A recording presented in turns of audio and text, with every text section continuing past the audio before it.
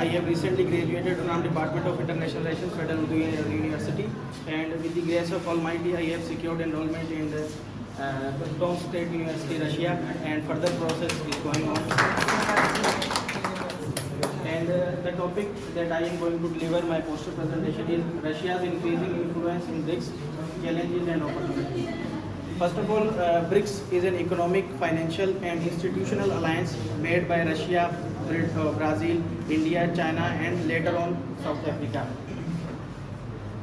They are willing to negate or oppose the Western-based culture of hegemony. Likewise, whenever there is a liquidity in wealth or liquidity in financial institutions, every country goes back. Likewise, in COVID-19, if we have other reserve currencies as well, then the flow of poverty and other kind of international pressure will be reduced.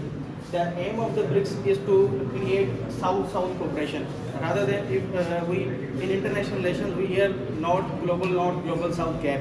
This gap can be filled by BRICS because no other alliance was made in response to likewise G20, G7. Then Russia, India, China and Brazil took the initiative to develop a South-South cooperation initiative. The methodology that I wanted to identify is no doubt qualitative because I haven't did any primary research, but some kind of policy makers from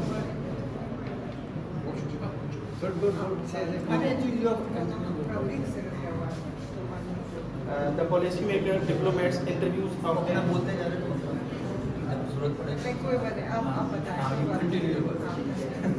And I have the interviews from Britain-based think tanks, Russia-based think tanks.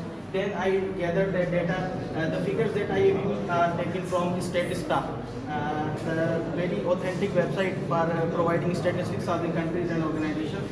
And the main objective of my studies are what is the Russia's role in BRICS. And we are hearing the news of expansion of BRICS. So India is not willing to expand the BRICS, but Russia has its own objectives along with China, that if we are increasing the influence of Russia in over our BRICS, in over our world, then it will help us in motivating the other countries to shift their currency. Likewise, I have mentioned NDB, the National Development Bank, also known as Contingent Reserve Arrangement. Likewise, it can overcome international financial institutions like IMF, World Bank, as SARC has also developed. But SARC couldn't get done because India and Pakistan's rivalry. They are the two big countries in that organization. Though we have rivals in BRICS as well, likewise India and China. But the speciality of the BRICS is that India and China are both continuing their legacy and following everyone's recommendations as well. Likewise, Vladimir Putin has said that we want to expand the BRICS because it can tackle the hegemony of the West and Northern America. To assess the implications of Russia's increasing influence in BRICS for the global geopolitical and economic landscape. The economic landscape has been retarded or marred by the wars.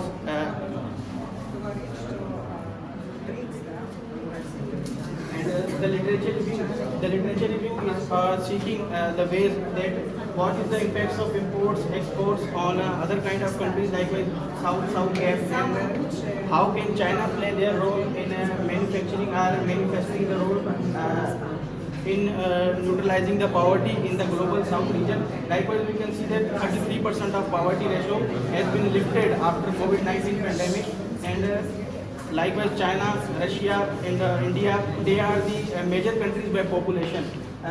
If we see the graph, the total population of BRICS countries is 3 billion. Total GDP of the BRICS countries is $21 trillion, which is 23% of the world's GDP. And the total territory, as Russia is the largest country in the world, though after disintegration as well, they have the total area of 40 million kilometers squares, which contains about 39% of the total area of the world. It means when the BRICS was created, they thought that it's an alliance for timely manner, it will be diminished. But the rise of the BRICS, here we can see the graph. Here is the G7 country graph in 1995. Though there wasn't any BRICS, but here is the assumed GDP or territory. In 1995, we see a major gap.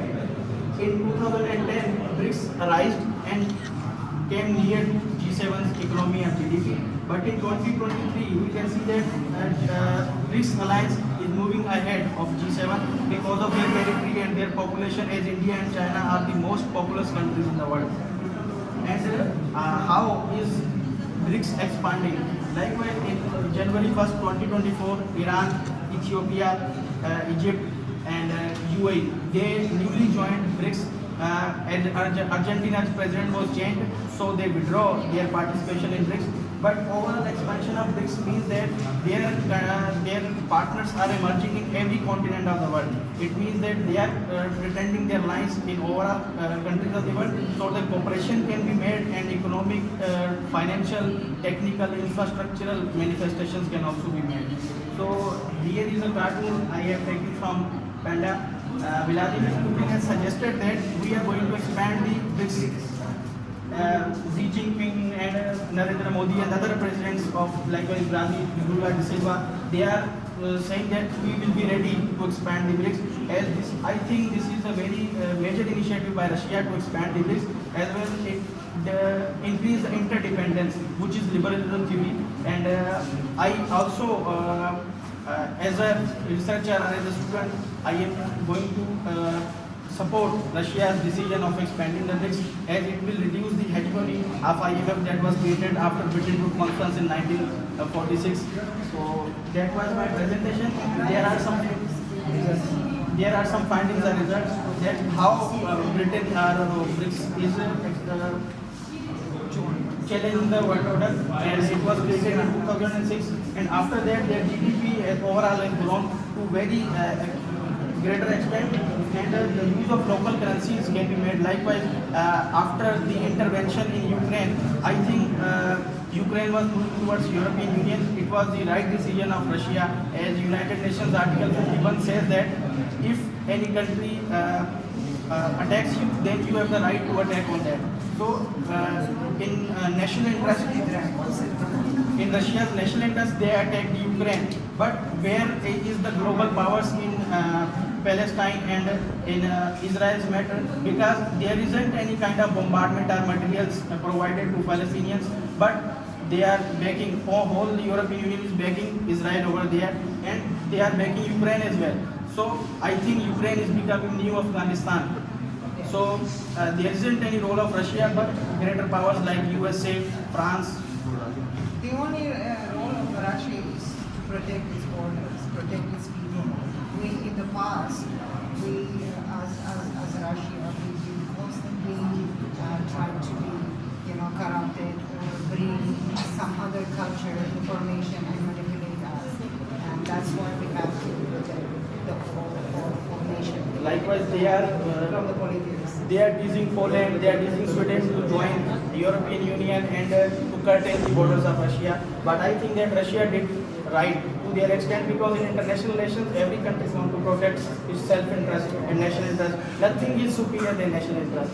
That's why they attack. And if the interdependence of economies is attached, then I think economic stability is directly attached to political stability. If both stabilities are over there, then every country can prosper, and the poverty ratio can be declined to very some good extent.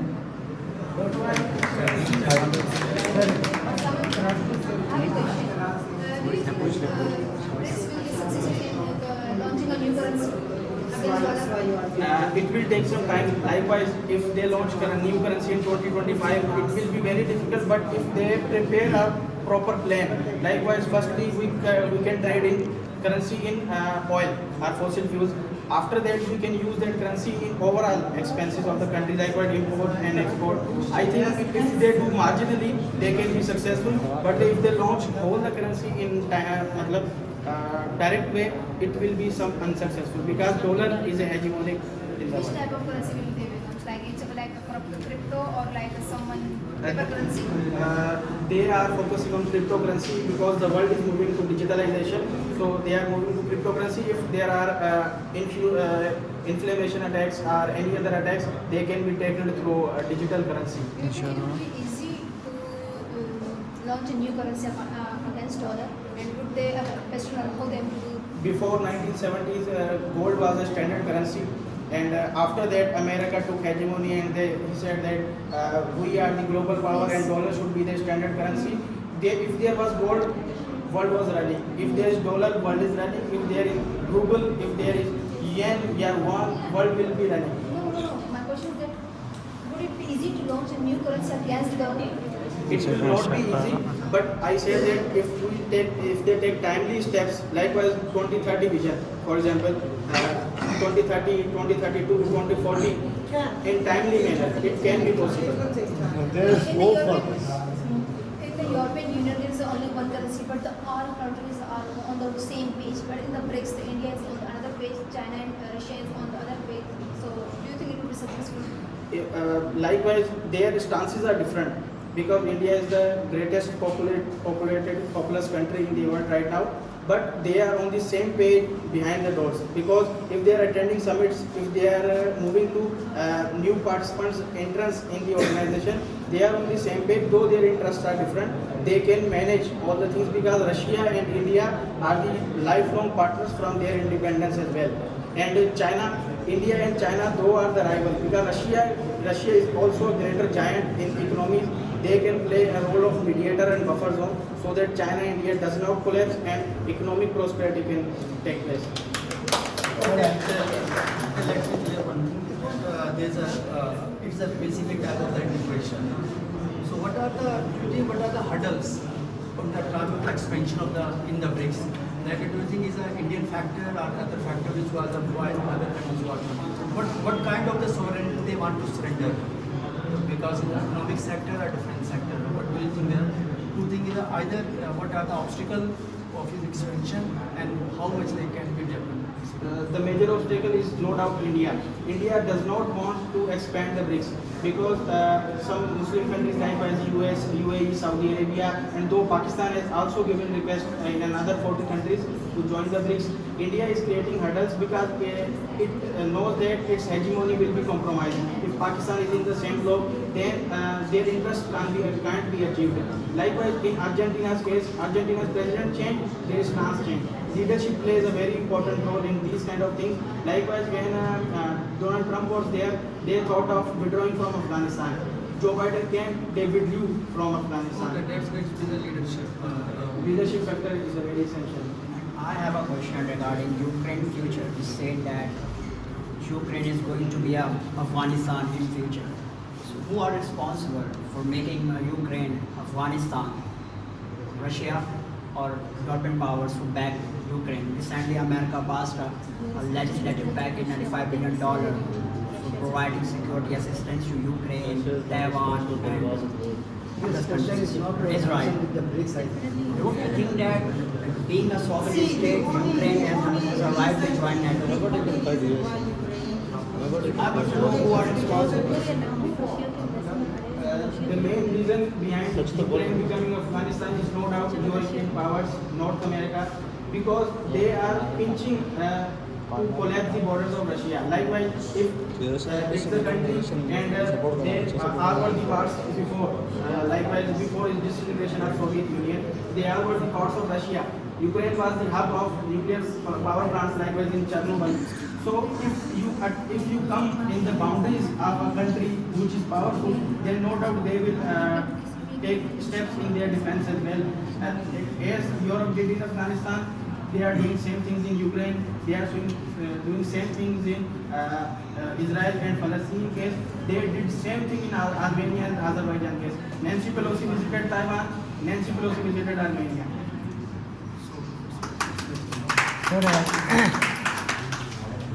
Vladimir Putin का जो है Soviet union टूटने के बाद मतलब एक spy था, उसके बाद उसका जो सियासत में जो जर्नी था वो उसके कौन से जो स्टेप्स थे जिनकी बुनियादियों पर उनको पकड़ाई मिली और वो एक रशियन का लीडरशिप रहा।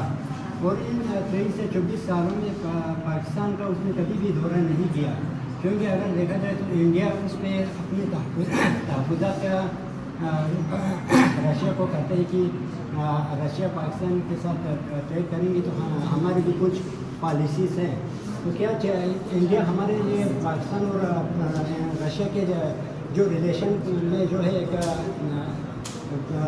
कबाब में हड्डी का एक किरदार अदा कर रहे हैं। आपका सवाल उर्दू में तो जवाब भी